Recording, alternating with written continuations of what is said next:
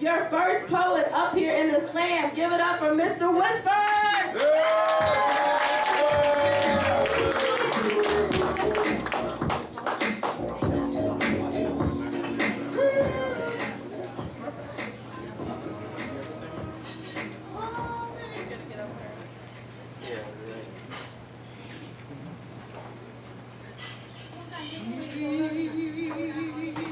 Face the hardest time you can imagine, and many times her eyes fought back the tears, Lord, Lord. And when her useful world was about to fall in, each time you send a shoulder, take the weight off her feet, and the silence no one heeds still rings like midnight silence in her ear.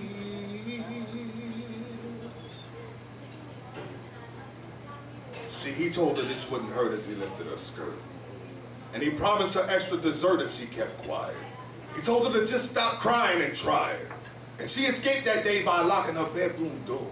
And for hours, she laid on the floor, crying, feeling like she wasn't worthy, not yet tainted, but still feeling dirty. And with no support from her mom, she had nothing to hold on. The little friend at school told her to sleep with her clothes on. Told her the first time it happened to her, she was just 7. And it's still happening, and she's now 11. Told her the way she deals is to lay still until it's over, and he confirms by saying, see, women too can be soldiers.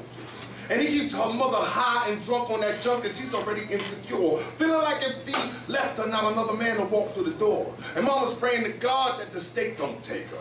What's worse, that or mama's boyfriend who rapes her? This is a bloody mess. Remembering her first time she buried a bloody dress, and she would never receive the pleasures of her first time because her first time was the worst time. And finally she told her mama, but her mama didn't care. And when she didn't participate, they both would shave her hair. She began to take razors to her arm, carving help me, always wearing long sleeves so no one could see her screams. There was no light in her eyes and no dreams, and she seemed so empty but so full of pain. Slow to respond when someone called her name. And late one night she shared her bed with a knife and waited for him to come in and turn out the lights, and he had no idea that this was the end. But he knew something was different because she invited him in. She stroked his back with her nails like a cat so she could get used to the feeling. She let him get a couple of humps off before she stuck the steel in. And while he was stabbing, he was getting stabbed. Surprised, continuously stabbing him, she was looking into his eyes, and she is now inmate 801543. And if you know a young girl in this position, you can possibly help me save a young girl's life. Now, is it true that her ribs can tell the kick of a beast from my lover's fist? And those bones can't resist the pain of natural love. Her heart becomes like hands in the gloves of sorrow. The swelling seems to fit so well. And she accepts it like a token of love, and most people will accept gifts or hugs, but her ribs never felt that. And her face can't help that black and blue feels so real. Is it true that at exact impact her ribs recognize the shock of her lover's fist? But she insists on staying. Laying in the blood of love, I guess this is what it sounds like when doves cry.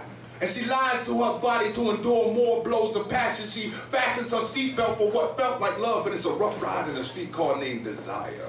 Soon, her insurance will expire. Is it true she wants nothing more than this? Is it true she'll never escape the wrath of her lover's fist? Love is not supposed to hit or hurt. And how long will this work? And with her ribs fractured, I ask her, is it true that you need him to beat you to feel love? And her ribs have been drugged through the mud. If this poem can't convince you that this is it, and her ribs can't take another hit, then I'll bury her with her lover's fist. Thank you.